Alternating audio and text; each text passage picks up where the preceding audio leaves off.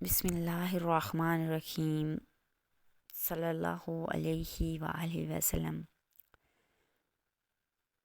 قرآن پاک بار بار کہتا ہے، نا امید نہ ہو، کمزور نہ پڑو، غمگین نہ ہو، بے شک اللہ ہر چیز پر قادر ہے۔ نصیب جو ہے وہ دعا سے بنتا ہے، کامیابیاں بے شک کوشش سے ملتی ہیں۔ اپنے فیصلے کو اللہ پر چھوڑ دو، مایوسی تمہیں چھوڑ دے گی۔ جانتے ہو درد کیا ہے؟ کھلے آسمان تلے چیخ کر کہنا، میرے اللہ میں ٹوٹ گیا ہوں، مجھے سمیٹ لیں۔ کوئی ذرا سی دیر پر ہو گیا مایوس اور کسی کے حصے میں بار بار سر کو جھکانا لکھ دیا۔ کسی کو 4 قدم کے فاصلے پر مل گیا اور کسی کے نصیب میں لمبا سفر لکھ دیا۔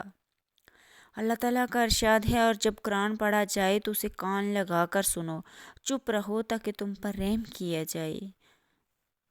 کسی دوسرے کے لیے سکھ ڈھونڈنے والے کی ذات پر سکھ آسمان سے برستے ہیں۔ جو تکلیف اللہ تعالیٰ کی یاد میں دلائے وہ اللہ تعالیٰ کی سب سے بڑی نعمت ہے۔ اللہ دیکھتا ہے جب تم سجدوں میں تڑپتی ہو، اللہ دیکھتا ہے جب تم دعا کے لیے ہاتھ اٹھا کر خاموش ہو جاتی ہو۔ اللہ کو اندازہ ہے کہ تم صبر کرتے بھی ہو، صبر کرتے کرتے تھک جاتے ہو، اور اللہ اس لمحے کی خبر تم پر رکھتا ہے، بس تم بے بس ہو کر خاموش ہو جاتی ہو۔ یقین رکھو، صبر رکھو، امید لگانے والوں کو اللہ نا امید نہیں ہونے دیتا۔ حالات بڑے سخت ہیں، جن پر بھروسہ تھا وہ دغا دے گی۔ اب صبر نہیں ہو رہا، لیکن آپ کو صبر کرنا پڑے گا۔ اس صبر کا اجر بہت بڑا ہے۔ جب بھی سانس لینا، تب صبر سے کام لینا۔ وقت بدل جائے گا، ہمت نہ ہارنا۔ وہ کہتے ہیں نا، میں اپنے بندوں کو تنہا نہیں کرتا، تو بس یقین کے ساتھ صبر کرو۔ گزرتا ہے اور گزرتا چلا جاتا ہے۔ آج جو تم تکلیف میں ہو، کل اس کی جگہ خوشی ملے گی۔ غم کے بوجھ تلے خود کو نڈھال نہ کرنا، ثابت قدم رہا، اللہ آسانیاں پیدا کریں گے۔ ہو سکتا ہے جو تم نے اللہ سے لیا اس سے بہتر تمہیں اللہ واپس دے۔ یہ بھی ممکن ہے کہ جو لیا گیا اس سے بہترین تمہیں عطا کرے۔ لوگ تمہیں تکلیف میں اکیلا چھوڑ دیں تو جان لو، اللہ تمہارا کام کا ذمہ خود لیتا ہے۔ بقرہ آپ کے دل کو سکون دیتی ہے۔ جب آپ تھکے ہوئے دل کو امید دیتے ہو، آپ کے دل کی آپ جس کے لیے کوشش کر رہے ہو، اللہ وہ آپ کو ضرور دے گا انشاءاللہ۔ یقین مانے، آپ کا دل ٹوٹ چکا ہے، پھر اللہ آپ کو جوڑے گا۔ یہ جتنا مردہ محسوس ہو رہا ہے نا، اس سے زیادہ زندگی کے لیے پھر سے جی اٹھو گے۔ بھول گئے ہو کس رب نے بنایا ہے؟ وہ مردہ مٹی کے بارش کے بعد زندہ ہو جانے کی مثال دے رہا ہے۔ اس کی باتوں پر کبھی غور نہیں کیا؟ اس کی مثال قیامت میں مردہ کے پھر سے جی اٹھنے کی طرف اشارہ کرتی ہے۔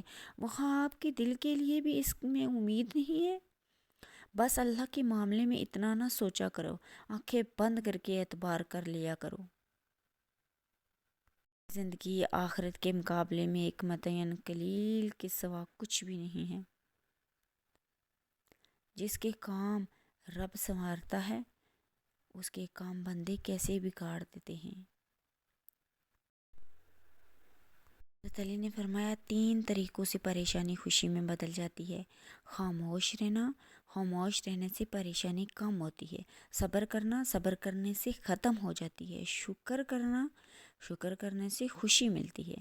زندگی میں جب بھی خود کو تنہا پاؤ، دنیا کا ہر اپنا تم سے منہ موڑ چکا ہو، تب یاد کرنا اللہ تمہیں تنہا اپنی قربت حاصل کرنے کے لیے کیا ہے۔ رب کی طرف رجوع کر لو۔ وقت آزمائش کا ہے، تمہاری آنکھیں راتوں کو گیلی ہوں گی، دل 1000 بار ٹوٹے گا، سب پر آزمایا جائے گا، امتحان میں ڈالا جائے گا، لیکن وقت گزر بھی جائے گا۔ مشکل کے بعد آسانی ہے، تو یہ مشکل بس تھوڑی سی باقی رہ گئی ہے۔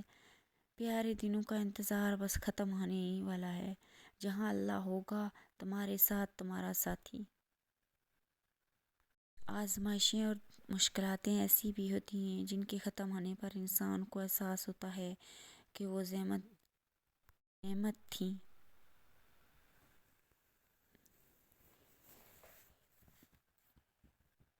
ٹوٹے ہوئے دل پہ تو بہت انمول ہوتے ہیں، کیونکہ ان دلوں میں اللہ بستا ہے، اور جس دل میں اللہ نایاب ہو جاتا ہے،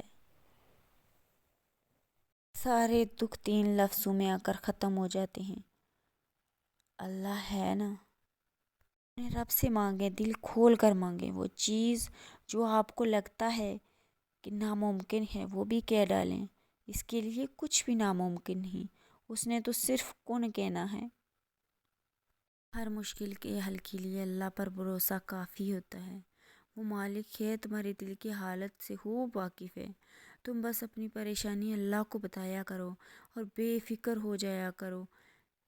ایمان مضبوط رہو تو ہر چیز مل جاتی ہے، دل میں وسوسے ہوں تو خالی ہاتھ رہ جاتے ہیں۔ آزمائشیں دراصل سجدے کی تڑپ کا احساس کرانے آتی ہیں۔ اللہ سے صبر اور نماز کے ذریعے مدد طلب کیجیے۔ اللہ پاک ہمیں صبر کرنے کی توفیق عطا فرمائے، آمین ثم آمین۔ ویڈیو اگر اچھی لگی تو پلیز شیئر، لائکس اور کمنٹ کیجیے گا۔